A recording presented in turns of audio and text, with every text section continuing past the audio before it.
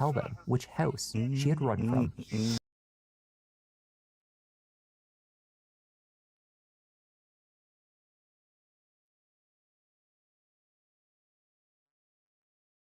Over the following hours. Oh, shit! House on fire! Move! Let's go! Yes, sir! Yes, sir! When the flames were finally extinguished and the victims accounted for, investigators discovered that the events of that awful day did not happen in isolation. The story of this horrific triple murder began a month before, with a video of the killer in the middle of the night disposing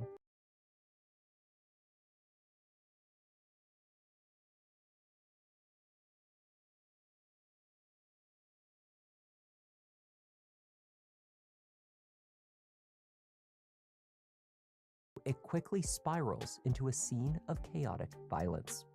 There has been some misreporting of this crazy and at times confusing case in the media, but today we're going to tell it directly from the case file.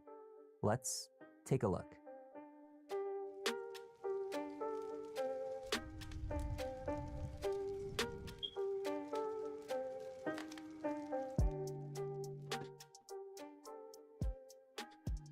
A man who wished to be known only as John Doe placed a call to 911 just before 3 a.m. on Saturday, June 4th, 2022.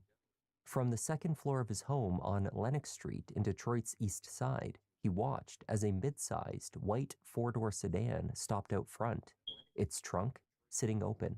He heard a woman's scream, then silence. Moments before the call, he recorded a video of the vehicle with his phone. I'm trying to be as quiet as possible, but I think somebody just shot a woman. She was running down the street, and she was screaming, "Help me!" And I heard a gunshot go off. What street is that on, sir? Lenox Street. But you don't know for sure that she was shot? I don't know, but after I have a video of the dude's car, and he it was a person in the passenger seat, and he ran back to the car, and he closed the trunk. I don't know if she was in the trunk, but his trunk was open. Like, she probably got out and took off. But I still hear some crunching, like, over across the street in the backyard somewhere. And the trunk was open when I looked out the window. But when I heard her exact words were, "Help me," and she screamed, and then you heard the gunshot go off. And then everything got quiet. And then, like, 2 minutes later, I decided to take a video of the car, because the car was still sitting there with the trunk door open and the driver door open. That's some crazy work, y'all, ain't it? So is it in the backyard next door to you or across the street? Across the street. It's like a open field, but it's a lot of sticks and twigs. As the caller recorded the video, he could hear rustling noises from the vacant lot near his house. Moments later, the video captured a man running back to the vehicle, close the trunk, and drive off. Convinced that he had just witnessed portions of a murder, John Doe waited patiently for the police to arrive on scene. But that night, they never came. Just after noon the following day, the anonymous man chose to investigate. In the vacant lot, just inside the vegetation that lined the edge of the property, he found a body. Yes, I called about somebody getting shot last night, and the police never came out, and I'm walking down the street, and her body is right here. What's the location? Lenox and Canfield. One moment. Matter of fact, I got a video of the nigga car who did it, and I'm about to tell you what time I took the video. Okay. At 2:52 a.m., probably at 2:50, the lady was screaming help. She was running down the street, and then all you heard was a gunshot. That's crazy. And then it got quiet, and then I called you guys, and y'all ain't do shit. So they ain't do nothing about it, like, at all? That's crazy. And now this lady dead right here by my house. When Detroit PD arrived, they found what appeared to be drag marks in the dirt, leading beyond the curtain of a driveway next to the lot. A shell casing was located in front of the house on the street. Past the overgrown sidewalk, the victim was laying among the trash and foliage.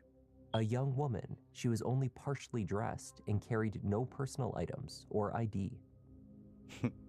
Indeed, it would take until the completion of the autopsy the next day to formally Mhm. identify her, based primarily upon her distinctive tattoos.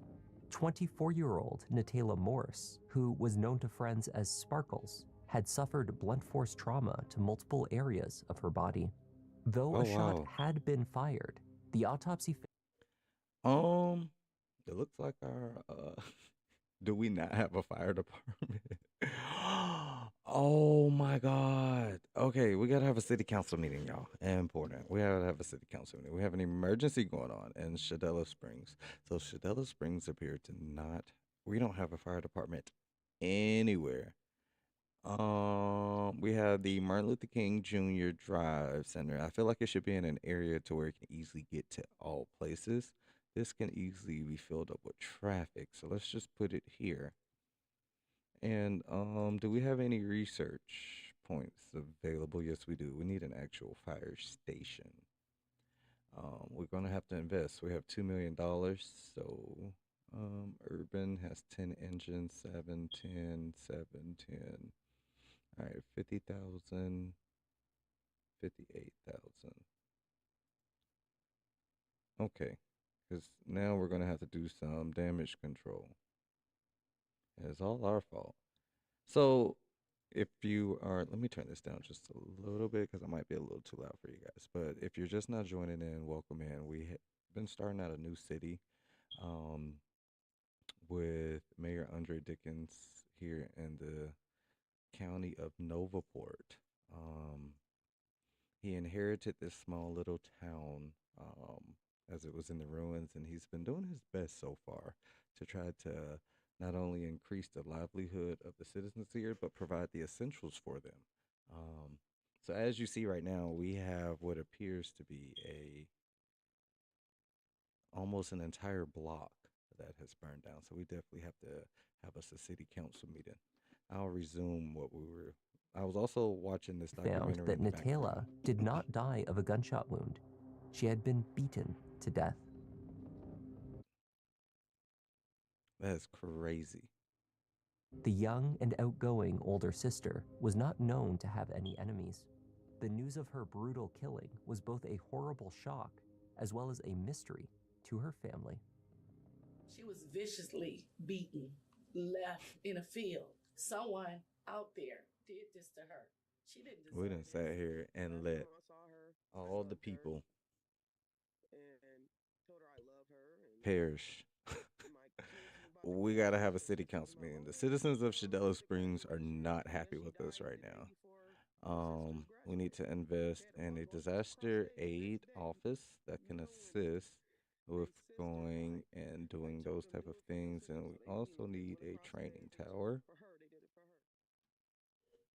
There were multiple The Shadella security Springs cameras in the residents are area not happy surrounding with us right Lennox now. Street. Investigators surveying the neighborhood, however, Wow. could not find a single one that was The working entire and had block activated around has 3 a.m. burned to see down. the view of Natayla's killer. That is They had only outrageous. the video taken at a distance from John Doe's phone.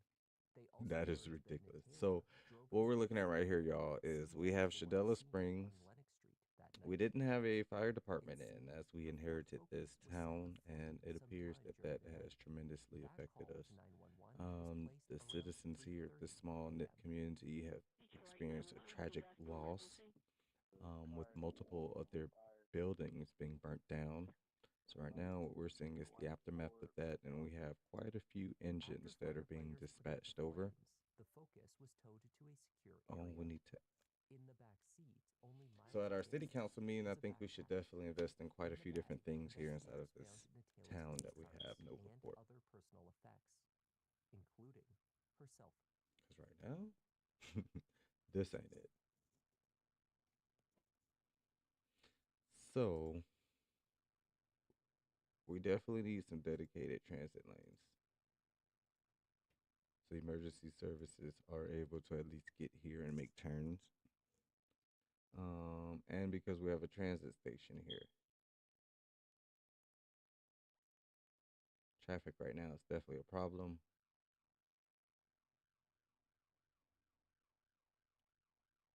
Some of these lights are not needed. They can be turned into other things, and we can adjust the priority settings that we have as well at these intersections. So let me go ahead and do a little bit of that. Make these safe to use. Also, let's do a few little priorities here. So if you're turning, you will yield. These people have a priority. If you're coming this way, you will also yield to any going traffic. And then I'll just let you all figure that piece out. What is going on? Oh, what is going on?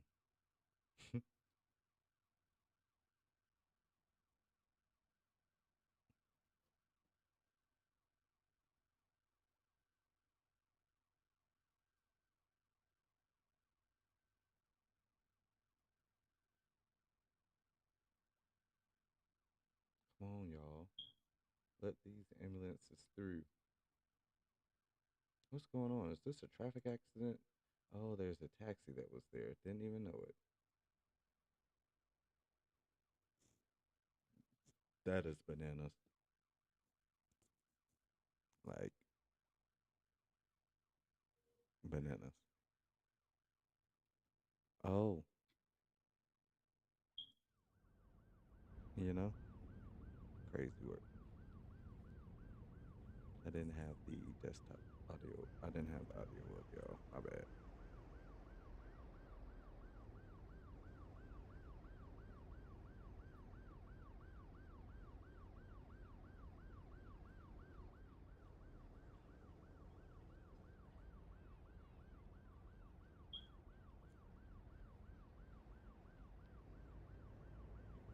It is too much traffic than needed on this road. Way too much traffic.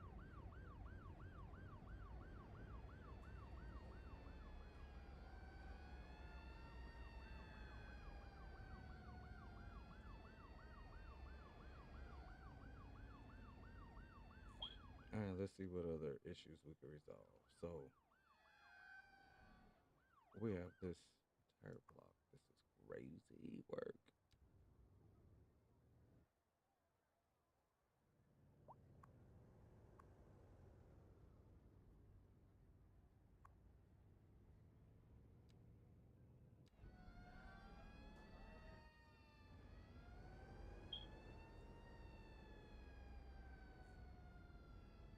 We have our new fire department finally responding over to all of the houses down that we have.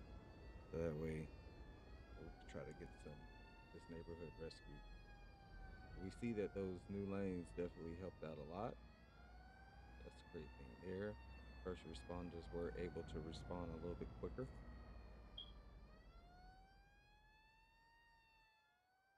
City council is definitely not going to be happy about this.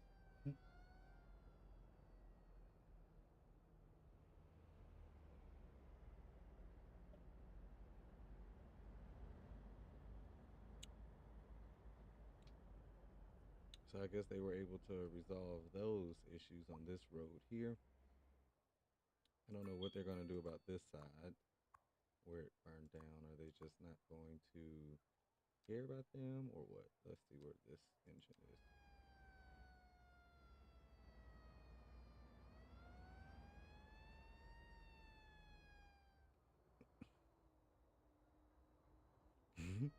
Okay, he was able to take care of some of the houses. But what about the rest of the neighborhood? Because that's not a good look.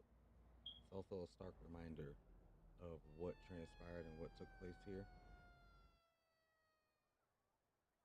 So we got to make sure that that doesn't happen again.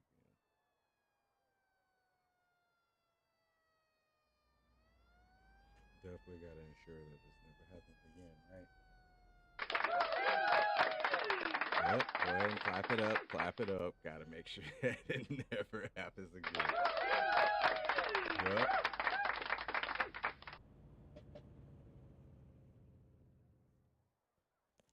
I think those previous residents are gonna be owed some restitution or something like that because that was outrageous.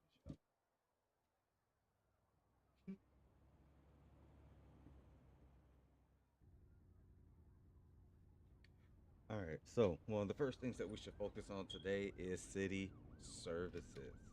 To ensure that we get all the services that we need up and running, we need to focus on that. That's going to be agenda number one here inside of our city council meeting that we're going to have today. City council meeting is going to start in about 4 minutes. Until then,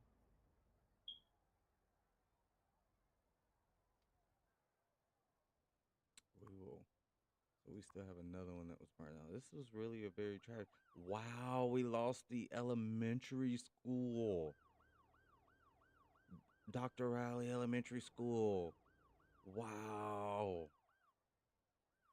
Wow. That was really catastrophic.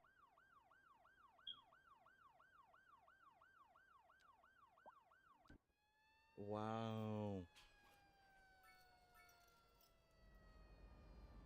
So as we see here, we have another engine out, headed out. We have ambulances that are returning from Bay. We've had a very, very, very tremendous day. After that, we're gonna have to get new mayors. We're gonna have to elect new city council members as well to make sure that we can get this under control, to ensure that this never happens again in Novaport.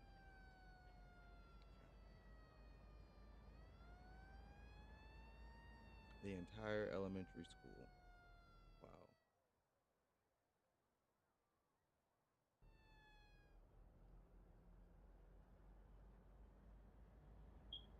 Dr. Riley Elementary School. So instead of rebuilding what we had here, I think we should take an opportunity to reinvest in this community. We should also build some sort of memorial. That way, we can try to instill some trust into the community, show them that we don't expect that shall happen again.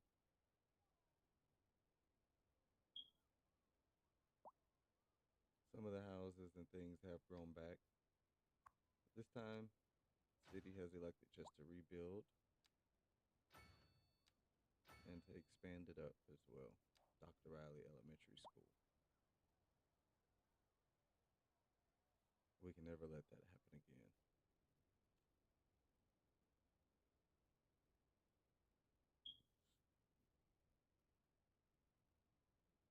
A few more moments here before we head over to the MLK Junior Service Center. Wow. That was a tremendous loss.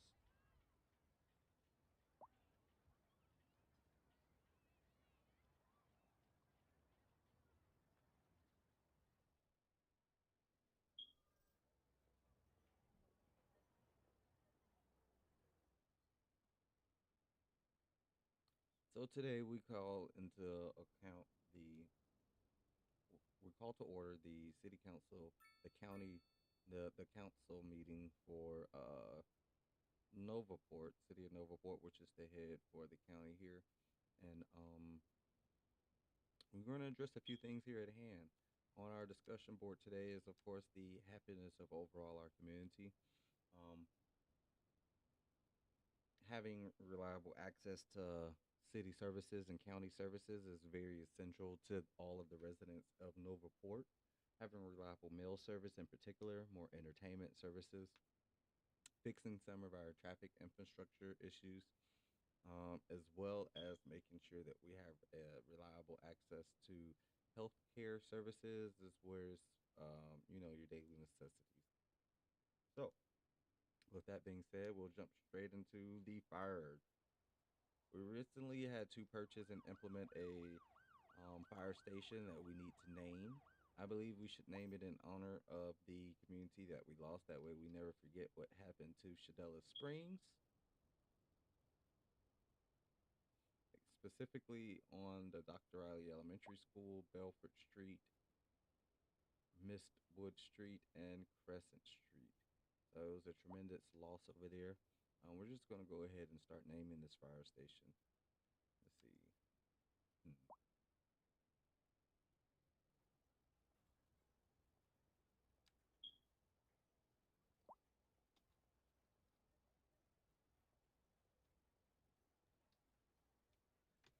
So we're going to name that in memory of them, all those individuals that we lost. The Disaster Aid Office, DAO.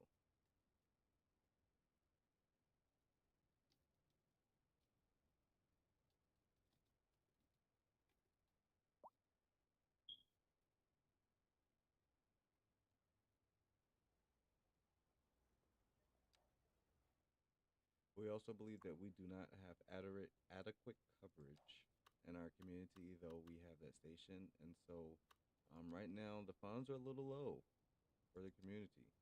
We need to also increase areas where members are able to come and live in this community.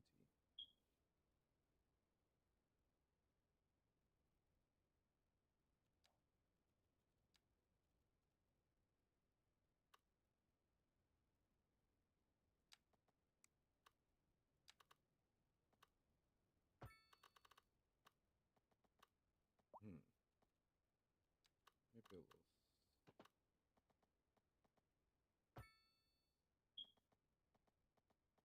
Or some high density residentials.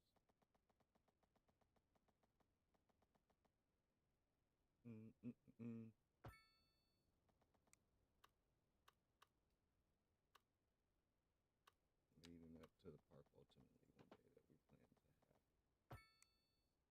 for tourism. Should also connect be some sort of place. Nice 90-degree there, even though it broke my grid. And then we can do another one over here. Since this is going to be high density, maybe we should have better lane. Or maybe one day that can leave for improvement, since we don't have the budget for that until we get those residents in. So since we're going to be near the school and things, there's a few other things. We have a few education facilities in this area that we'll have to focus on. But first things first, low rent housing. Low rent housing often covers one of the biggest burdens that we have on this community. So let's instill some areas there for that. Then we can focus on some, maybe some more Mediterranean housing in this high density area. And these all can generate automatically. We need to also, of course, bring in more jobs in this area.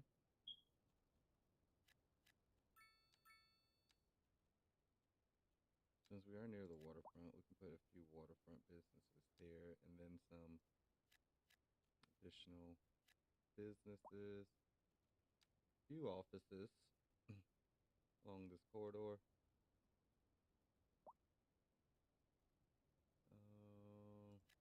Very beginning. Definitely make sure that we're taking care of the community and growing. That way we can increase our population and be able to support a larger, successful community.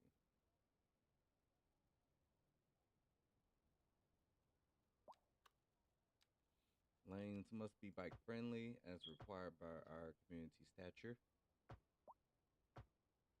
We also must find some parking in this area.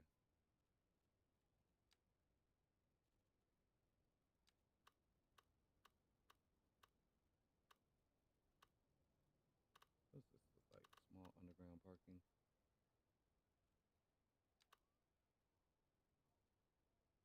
60, a small underground parking lot. Bigger, small underground parking lot. So let's put it on the side street.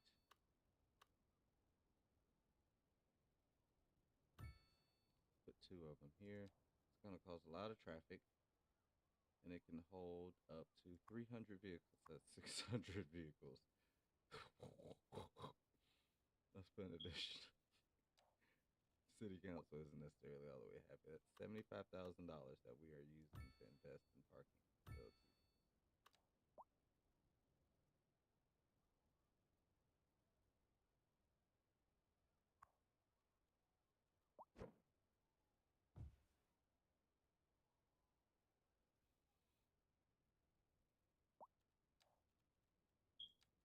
bike lane infrastructure.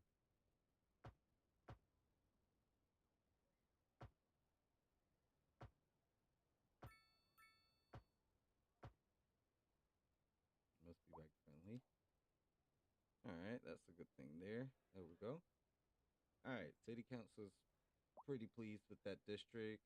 Do we need to name this as an official district? Yes, we do. So, we have Ribby Den, which we know so far has not been the most crime safe area. Hopefully, we believe with the addition of a new community nearby, it could bring us some wealth, some happiness, and eventually the creation of tourism with the park that we need.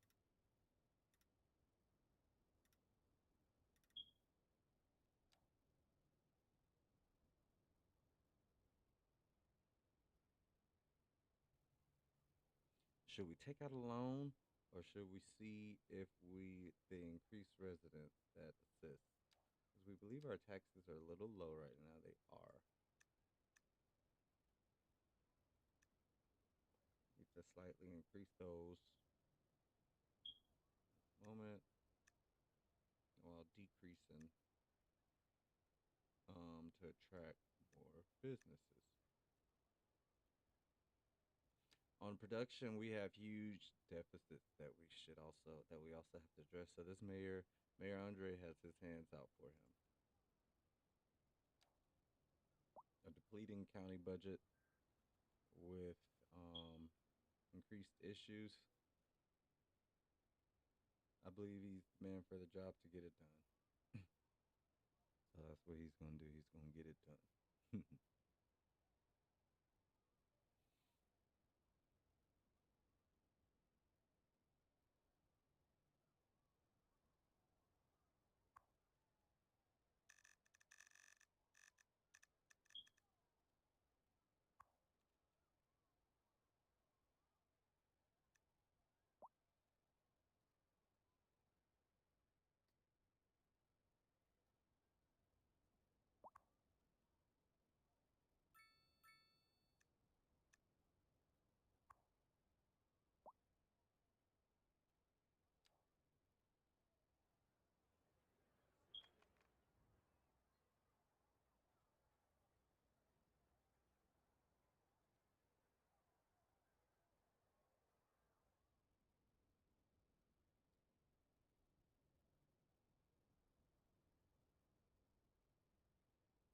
Archer Springs.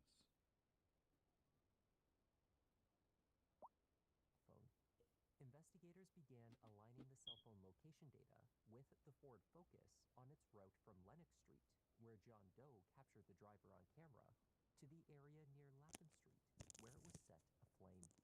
Beginning at about 11:30 p.m. on June 3rd, Natala's vehicle first drove to Kilbourne Street, which is in the Connor neighborhood of the East Side. It is primarily residential. From Kilbourne, the car made a lengthy stop near 7 Mile and Evergreen, a commercial area with plenty of parking.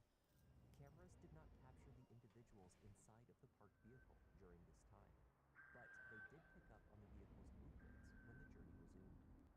Curiously, before arriving at Lennox, the car drove back towards Dickerson Avenue, which crosses Kilbourne Street. And that would not be the last time. Minutes before 3 a.m., the car is captured driving towards Lennox, with its trunk already empty. By 3:03, it is fleeing the area. Before it was set on fire, the car made one final stop, somewhere on Kilbourne Street.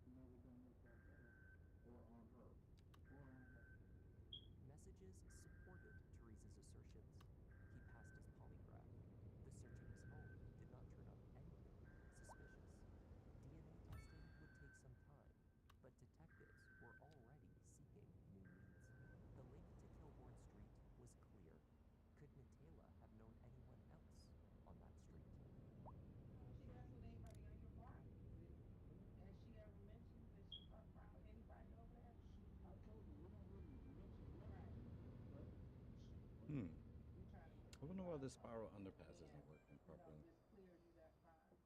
But Why rest nobody's assured, using we it get some to other cross the things street? we can't clear up that are pointing to you. Just go ahead and clear up. Okay. Therese was eliminated as a suspect, though it quickly became clear that he was Transportation far is from an the issue only man because that Natila users, they're not using it efficiently. Indeed, her messaging history showed hookups with multiple men. Okay, well, In March of that year, I don't the think this 24-year-old had worked lost her properly. job at a Chrysler dealership, leaving her finances in delicate shape. At some point that spring, according to one of her closest friends, Natila went from being a frequent dater to charging. Her family did not know.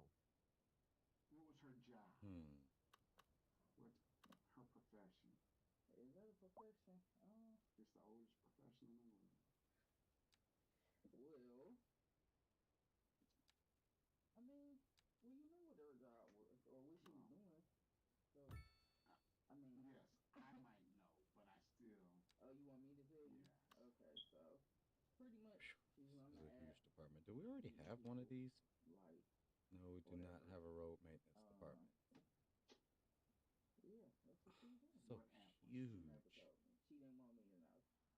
She didn't want me to know. Natila kept her new choice of work close to the chest. Already a private person, she shared details of this part of her life with a very Oh, they are using it. Sergeant, who knows the shit? Some are, some aren't, I guess. No? Oh yeah, someone did just use it. Oh yeah, somebody is using it. Let's see. She would not tell her friend which online applications she used to connect with clients. She did not share names. Those who were It does work. cautioned her to be careful. Oh, that is amazing. It works. Okay, great.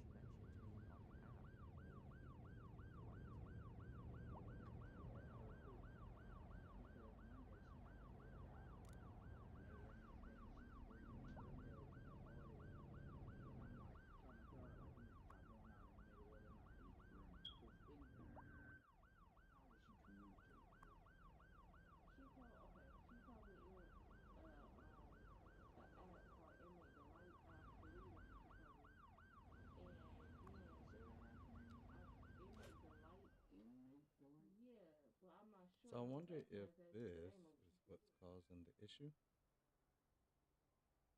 Investigators discovered that there was one other man that Natila was in contact with on the day she died who raised red flags. 23-year-old Jonathan Lamont Welch. Jonathan had a criminal record, one that had started only 2 days before the murder. On June 2nd, his longtime girlfriend and mother to their baby boy, Zalea Frazier, reported a brutal assault. She told Detroit PD that she awoke in the night around 3 a.m. to her boyfriend, angry and pulling her from the bedroom down the stairs to their living room.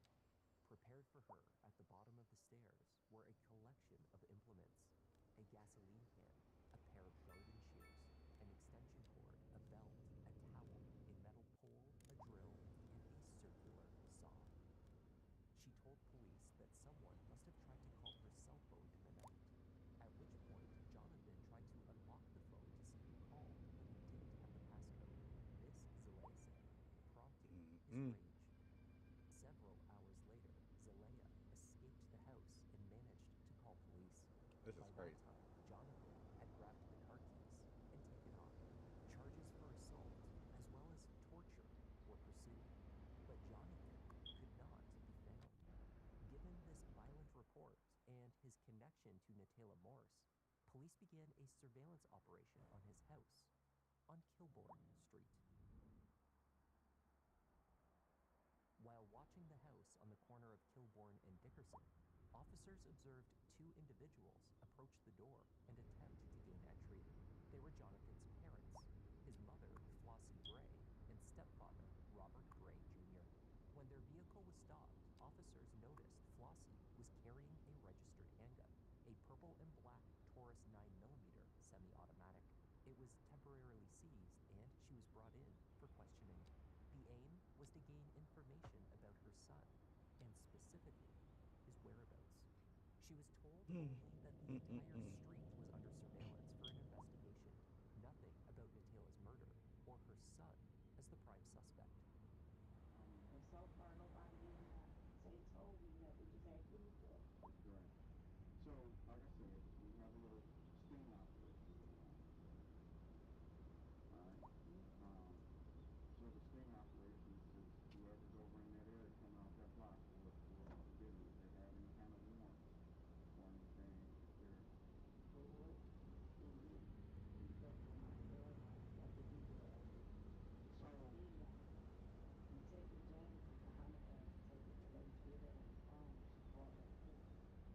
Flossie was not impressed. She told the detectives very little, claiming that she did not know where her son was.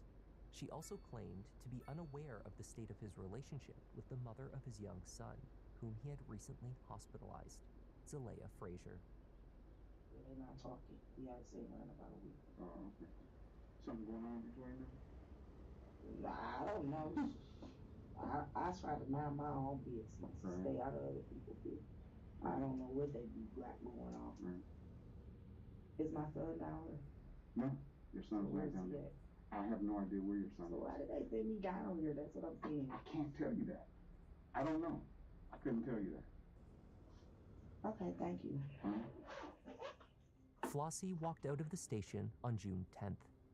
Jonathan was apprehended that same day with an arrest warrant listing homicide as the central charge. His booking photos showed partially healed scratches up and down his left arm and chest. He had tattoos of the women in his life, Flossie Bray and Zalea Frazier. When it came time for his bond, only the assault and torture charges were presented. A buccal swab had been obtained from Jonathan while in custody to test against the samples from Nataila's case, though yet again these results would take some time. He was assigned a $100,000 bond. His mother Flossie found a bail bondsman to cover the 10% necessary to secure his release. Sometime between mid-June and early July, the record varies, Jonathan was fixed with an ankle monitor and told to remain at his parents' home on Kenosha Street in Harper Woods. Shortly after his release, Zalea was compelled to bring their 18-month-old son to the home to see him, despite a restraining order that she had in place. On July 10th, from inside one of the bedrooms of the Bray family home, Zalea placed a call to 911. I'm being held hostage. You're being held hostage? My house father. My house father, he is trying to kill me. Is he at the house right now? Yes. And how is he trying to kill you? Okay, he's not letting me leave the house. His mother is hiding me in the room. Okay, is he at the location? Yes. And is he trying to harm you? I haven't been able to leave out the house.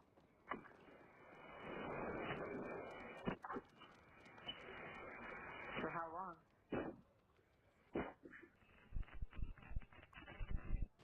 If you got hit, even if you were not driving, you need to try this. Because if you were in a car accident in the last year, you could be owed a large cap. Moments following the dispatcher's question, screams could be heard from inside the house. The audio becomes muffled and incoherent. Then the call drops. But only 2 minutes after the first call, a second one was placed. This one originated from a neighbor. Flossie Bray had stumbled through her door, collapsing in the entranceway, a knife lodged in her back. Hey, I need an ambulance ASAP at 20641 Kenosha. I have a woman in my house who is dead of that. Ma'am? Yes, what's your ambulance back? She's passing out. Okay, all right, I'll have an ambulance on the way. Who did this to you? Next car will be en route. Who did this to you? Officers responded to the neighbor's address. As they approached, they found Flossie on the floor just inside the door. Or you better step them up. It looks bad. She said her son stabbed her in the back, stabbed the whole family. Where's he at? I don't know, but come here, look. Oh my God. That's what I'm saying. They got to get here. Hurry up. Stabbing the whole family. Where's he at? What house? What house? What house? Come on, baby, stay with me. What house? Come on, come on. Talk to me. Hey, come on. I can't move that Come knife on. because it'll only make it worse. Right, I know she wants me to get the fan on her and get ice water, but I can't move her. I can't let go of her because it'll go right in her back for her. Come on, Put baby. some gloves on. Where's the guy at? Where's the suspect? Son is stabbing everybody in the house, but we're trying to find out what address. What's your address? Hurry up. No. Stay down. Doesn't look familiar. Yeah, just stay there. Flossie was able to communicate bits and pieces to her neighbor and the responding officers, but was unable to articulate a response to the most pressing question. Where was the attack taking place? The neighbors had seen each other only in passing. They did not know for certain who lived where. It was not clear which house Flossie had run from, nor whether anyone else was still in danger. As additional officers arrived on scene, they sought out other neighbors who could point them in the right direction. Come with me. Just don't touch anything, all right? I want you to just look at her face.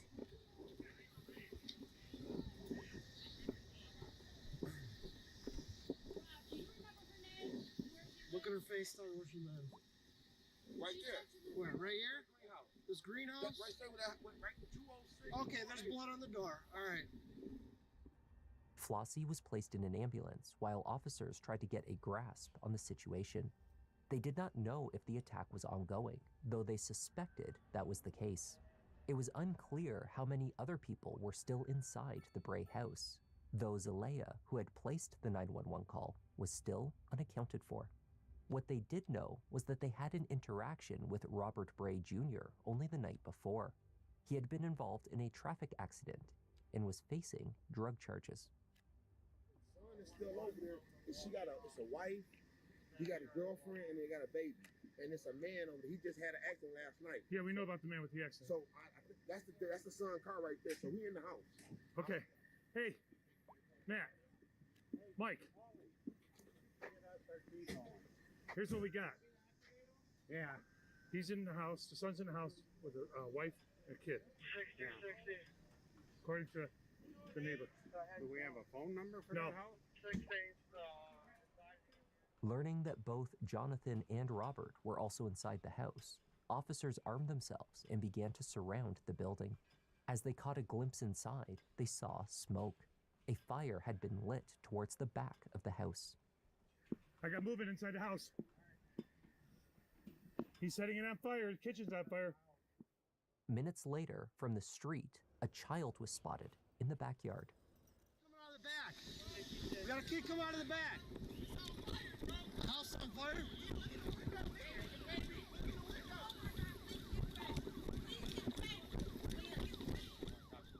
The young boy was rescued from the yard, unharmed. Grab that baby. The fate of his mother and grandfather remained unclear as more officers arrived and established a perimeter around the property. Do we know how many more kids are in that house? How many kids do they have? Okay, one kid? Okay, all right, so we got all the babies out. All right. Only minutes after recovering the child, as the responders planned next steps, gunshots rang out. Oh, shit!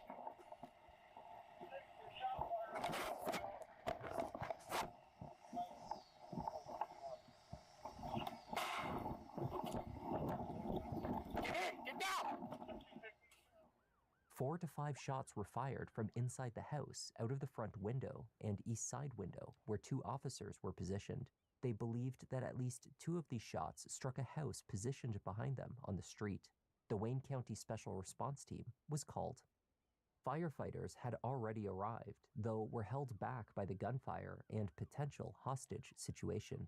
Flames could be seen up towards the back of the building from the kitchen, then periodically calming down. The smoke, however, continued to build. As the evening wore on, random gunshots were fired out on the street.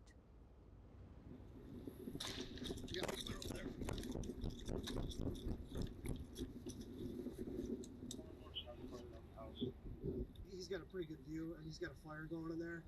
So if anything, this guy's gonna just fucking walk out and probably just start shooting like crazy. Alright, we got flames in the house. 60, more shots fired. Just before dusk, Jonathan Welch appeared at the front door, wearing only his boxer shorts with his hands up. Just a guy on the porch on his belly. Crawl down the stairs! It was not clear to the officers at that time if he or his father was the shooter. Indeed, Robert Bray Jr.'s encounter after his car accident the night before had resulted in his arrest. He was already known to the responders on scene. It was possible Jonathan was another victim who was escaping the smoke-filled home. Flossie's statements made to the first responders on scene that her son had stabbed her were not taken immediately as fact, nor was this information widely shared amongst the responders in the chaos of the standoff. Crawl into that tree! Crawl to that tree! Keep crawling! Move! Move! Move! Jonathan crawled across the front yard and onto the street, slowly and cautiously. Keep moving! Keep moving! Keep coming to me! Let's go! Let's go! Let's go! Yep, you're doing a good job, man. Let's go! Keep coming! Keep coming! Keep coming! Keep coming! Behind this fire truck! Behind the fire truck! Let's go! Let's go! We just want to help you, man. Keep coming. Let's go. Let's go. You got a gun on you? No, sir. No? Cuff him. Don't make a move. Do not reach for anything in your fucking pocket. I will shoot you. I'm not doing nothing. Don't resist me. Head down. He cuffed me, officer. He cuffed me. Who else is in that house? Who else is in that house? Your father and girlfriend? Who's got the gun? I don't got a gun, sir. Fire, fire, Go ahead, sorry. I was talking to him. I'm sorry, man. When Jonathan was securely detained, he told officers that his father was the man with the gun. The house. Girlfriend and stepfather. Did the guy arrested last night for heroin? Yeah, that was him. Who's got the gun? Yeah, that was him. Okay. What's his problem? I don't know.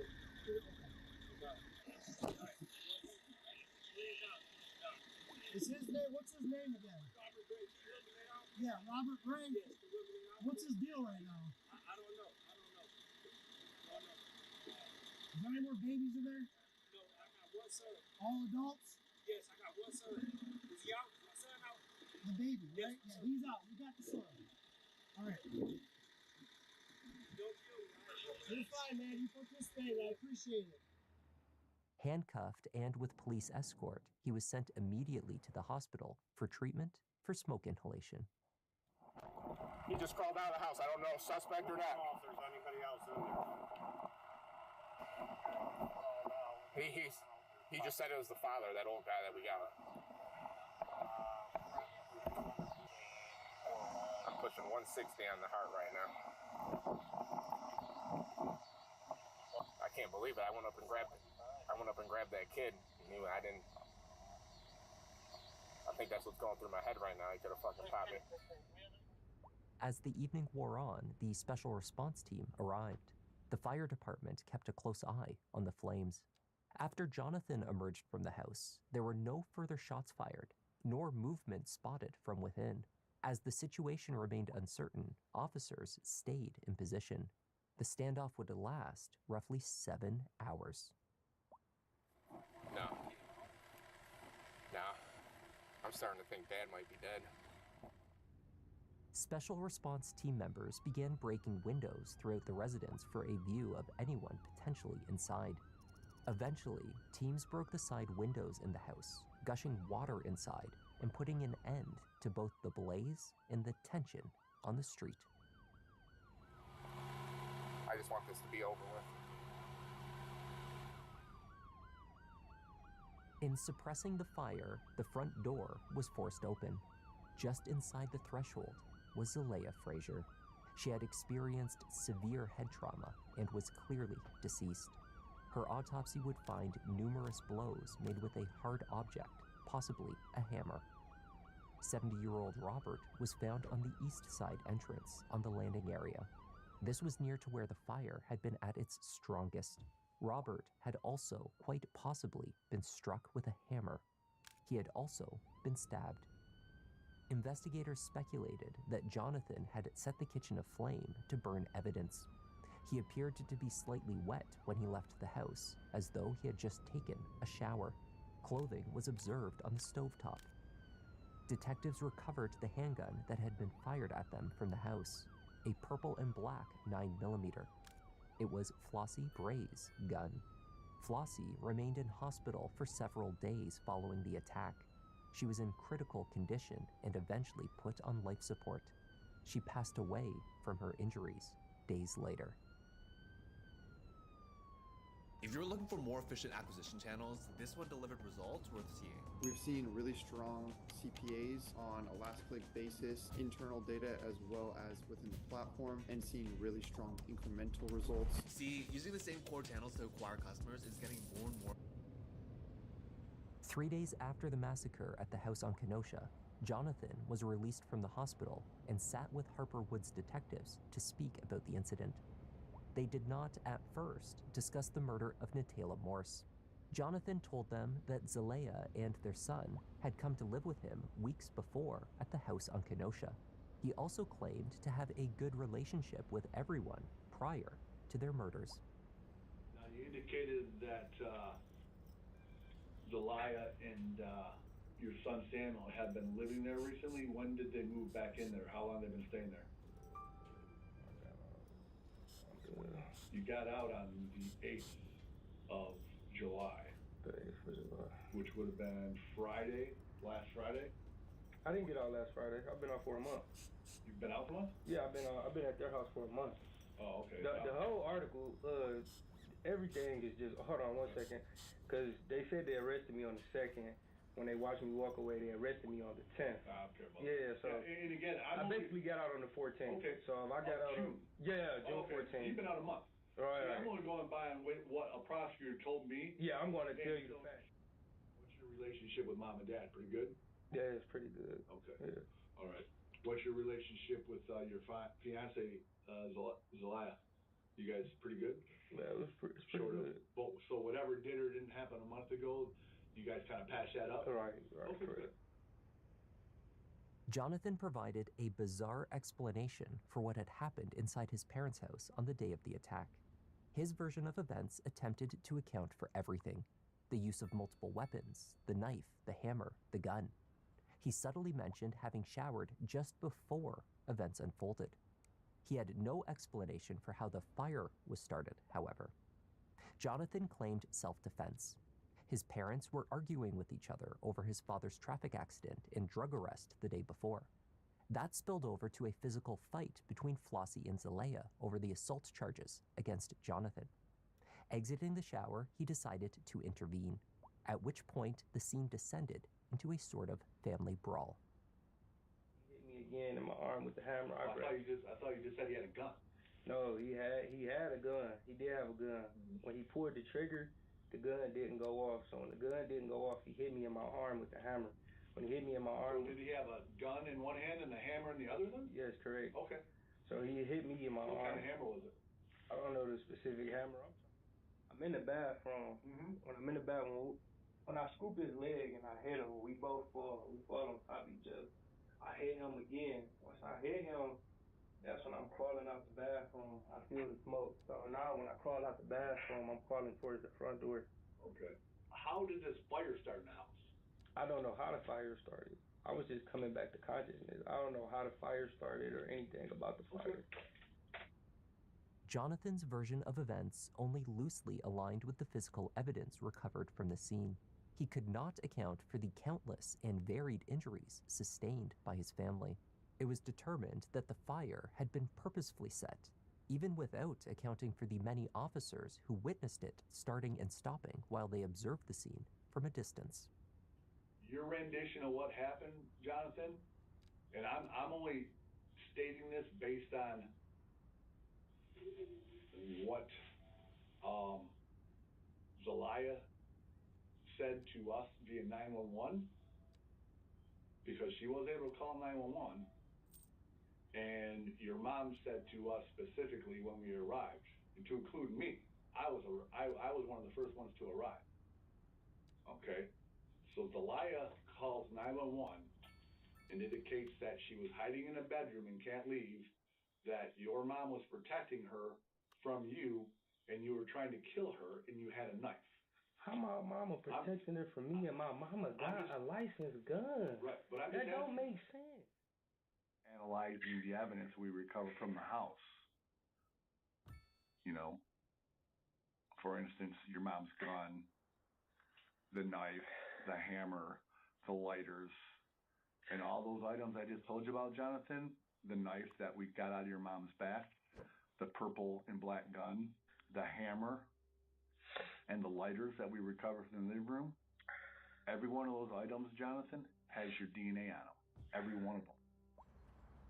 Jonathan Welch was charged with 3 counts of first-degree murder. Then, on August 2nd, the DNA results were returned from the testing in the case of Natayla Morse. They had a match. He was a contributor to the samples found inside of the Ford Focus, as well as on her person. Jonathan had a 4th murder charge filed against him. These were in addition to attempted murder charges for firing his mother's handgun directly at 2 officers. On November 1st, 2023, he pleaded guilty and was sentenced to 45 to 70 years in prison. He held her hostage for hours. He did torture her. My sister was fully naked when she ran out the house and ran to a nearby neighbor house to get help. How do you let somebody out that did that to somebody? How do you let them out? And she was ready for her new beginning because she was talking about the future a lot. You ever seen him before prior to all of this? No, it honestly kind of doesn't really make any sense how they have any connection whatsoever. So did he deserve a bond? No, especially that low. It's absurd. I'm honestly speechless. Definitely needs to become a big major thing because this happens all the time, you know. So much could have been prevented if they would have really looked at the bigger picture. You're a threat to the community. She was the oldest sibling of the 7 of us. She was loving, the most kindest soul you could ever meet. Like, she had drive and she was all about going to work, working on herself, her career. She was really driven to do better.